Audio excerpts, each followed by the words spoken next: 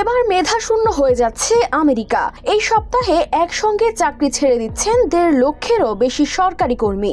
বলা হচ্ছে গত 80 বছরে এটি সবচেয়ে বড় পরিসরে এক বছরে চাকরি ছাড়ার ঘটনা। যাদের হাতে ছিল আবহাওয়া পূর্বাভাস, স্বাস্থ্য সুরক্ষা, কৃষি গবেষণা আর মহাকাশ অভিযানের মতো গুরুত্বপূর্ণ কাজ, এত অভিজ্ঞ মানুষ হঠাৎ চাকরি ছেড়ে দেওয়া শুধু সরকারি অফিস ফাঁকা হবে তাই নয়, পুরো দেশ হারাবে জ্ঞানের আসল ভান্ডার। সরকার বলছে এতে $1 বিলিয়ন সাশ্রয় হবে, কিন্তু হঠাৎ এত সরকারি চাকরিজীবীর বিদায়কে বিশেষজ্ঞরা বলছেন এক বিশাল ব্রেইন ড্রেইন। অর্থাৎ এটি এক ধরনের জ্ঞানের রক্তক্ষরণ, যা অর্থ দিয়ে পুনরুদ্ধার করা কঠিন হবে।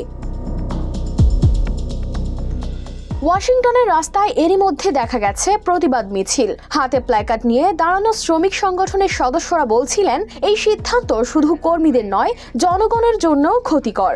কারণ কর্মীরা চলে গেলে যে সেবা সাধারণ মানুষ প্রতিদিন পেতেন সেটাই ধীরে ধীরে ভেঙে পড়বে। এ যেন গাছের গোড়া কেটে আগায় পানি দেওয়ার মতো অবস্থা। এসব কর্মীদের অনেকেই 10 থেকে 20 বছর ধরে কাজ করছেন। তাদের ছিল বিশেষ দক্ষতা ও জ্ঞান, যে অভিজ্ঞতা বা দক্ষতা অর্জন করতে নতুন কর্মীদের বছরের পর বছর সময় লাগতে পারে। সেই সময়ে কাজের গতিও কমে যাবে।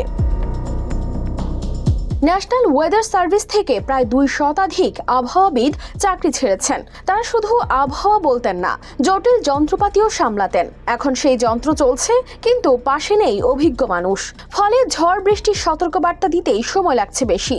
নাসা থেকেও কয়েক হাজার প্রকৌশলী ও বিজ্ঞানী বিদায় নিয়েছেন। বিশেষজ্ঞরা বলছেন তারা ছিলেন পৃথিবীর সেরা মেধাবীদের একজন। চাঁদে ফেরা বা মঙ্গল অভিযানের মতো প্রকল্প এখন ধীর হয়ে যেতে পারে।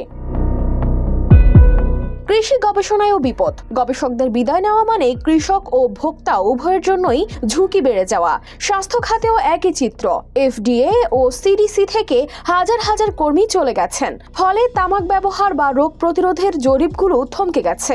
সরকার বারবার বলছে এসব ছাঁটাই ও বিদায় কর্মসূচিতে প্রচুর অর্থ সাশ্রয় হবে, কিন্তু প্রশ্ন থেকেই যাচ্ছে, অভিজ্ঞতার যে ক্ষতি হলো সেটা কি আসলেই টাকা দিয়ে পূরণ করা যাবে? News desk, RTV।